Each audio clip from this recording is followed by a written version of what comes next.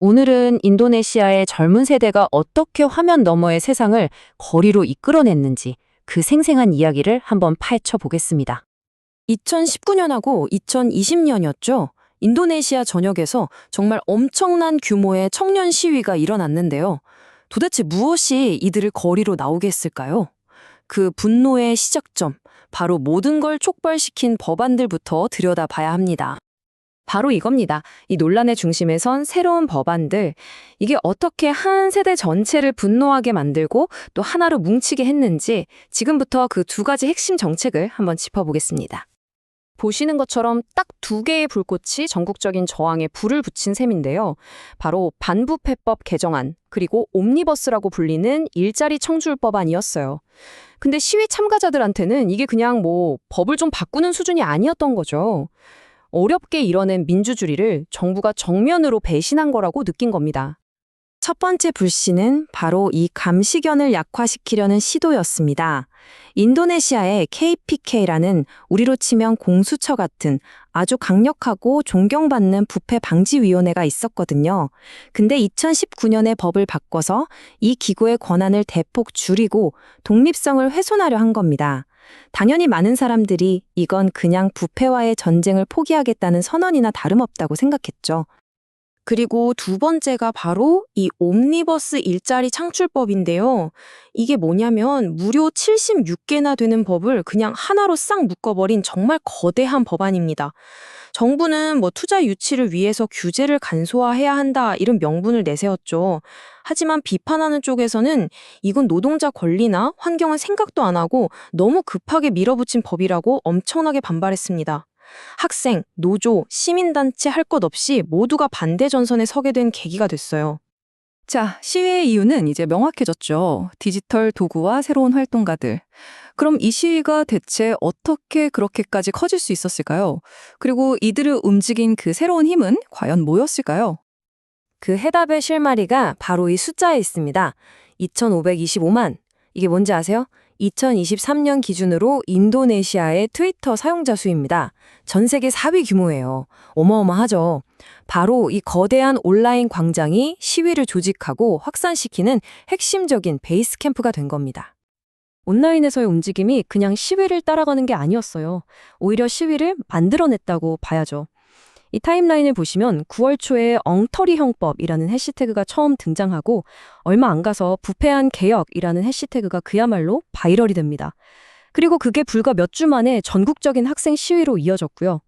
2020년에는 옴니버스법 거부 운동이 온라인과 오프라인 양쪽에서 폭발적으로 터져 나왔죠. 클릭이 군중을 만들어낸 겁니다. 자, 이 그림 한번 보세요. 이게 해시태그 부패한 개혁이라는 해시태그와 관련된 단어들을 시각화한 건데요. 글자 크기가 클수록 많이 언급됐다는 뜻입니다. 뭐가 제일 크게 보이나요? 네, 바로 마하시스와 즉 학생들이라는 단어죠. 2019년 첫 시위 국면에서는 학생들이 온라인 담론의 완전한 중심이었다는 걸 한눈에 보여줍니다.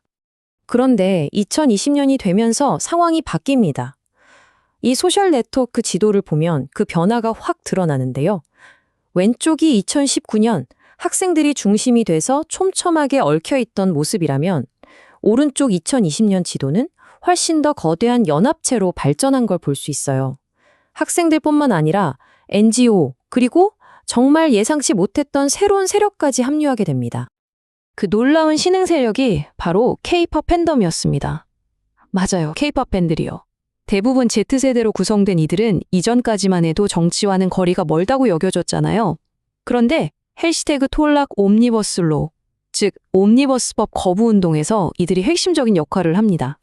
자신들이 가진 엄청난 온라인 조직력과 해시태그 확산 능력을 정치적 목소리를 내는 데 사용하기 시작한 거죠. 인도네시아 디지털 액티비즘의 지평이 확 넓어지는 순간이었습니다. 결국 온라인과 오프라인의 경계는 그냥 흐릿해진 정도가 아니라 아예 사라져버렸습니다. 온라인에서 타오른 분노가 사람들을 거리로 이끌고 거리에서 벌어지는 경찰의 과잉진압 영상이 다시 온라인을 들끓게 하고 이런 식으로 서로가 서로를 증폭시키는 멈출 수 없는 순환 고리가 만들어진 거죠.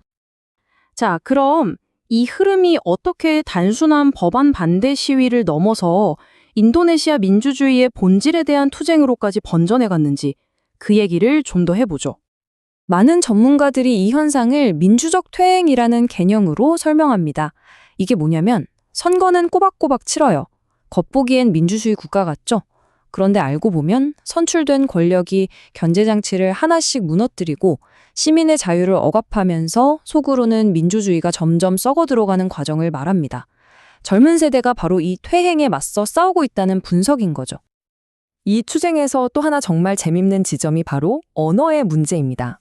과거 수하르토 독재 시절에는요, 정부가 아주 교묘한 완곡어법을 썼어요. 예를 들어 은행이 망하면 청산됐다고 안 하고 사업이 중단됐다고 표현했고요. 정치범을 감옥에 보내는 건 지도한다고 했죠. 그런데 지금 시위대는 이런 애매한 말을 거부합니다. 라완, 저항하라. 데모, 시위하라. 문두루, 물러나라. 이렇게 직설적이고 강력한 언어를 되찾아오고 있는 겁니다. 그래서 한 분석가가 이런 말을 남겼죠. 모두가 낮은 목소리로 속삭이는 나라에서 평범한 목소리를 내는 것만으로도 영웅적인 외침처럼 들린다. 그러니까 애둘러 말하는 게 당연한 정치 문화 속에서 그냥 솔직하게 자기 목소리를 내는 것, 그 자체가 하나의 저항이 되어버린 겁니다. 그렇다면 이 모든 흐름이 앞으로 인도네시아 액티비즘의 미래에 어떤 의미를 가질까요?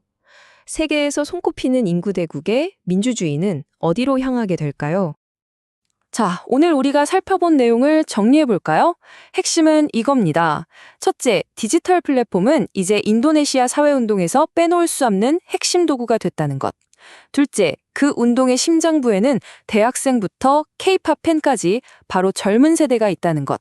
셋째, 이들의 행동은 민주주의가 위협받고 있다는 위기감에서 비롯된 직접적인 반응이라는 점. 그리고 마지막으로 온라인에서의 동원과 거리에서의 행동이 때려야 뗄 수 없는 서로를 키워주는 관계가 되었다는 겁니다. 하지만 이 싸움은 아직 끝나지 않았습니다. 이야기는 계속되고 있죠. 경제적 불평등 문제, 또 정부의 권력 남용에 대한 저항은 지금 이 순간에도 계속되고 있고요. 여전히 거리에서는 경찰의 폭력과 최루탄이 난무합니다. 국가와 젊은 시민들 사이의 팽팽한 긴장감은 조금도 해소되지 않은 채로 말이죠. 그래서 이 모든 상황은 우리에게 아주 근본적인 질문 하나를 던집니다. 해시태그 하나가 교실을 텅 비게 만들고 그 학생들로 거리를 가득 메울 수 있는 시대. 과연 이런 시대에 진정한 권력은 누구의 손에 쥐어져 있는 걸까요?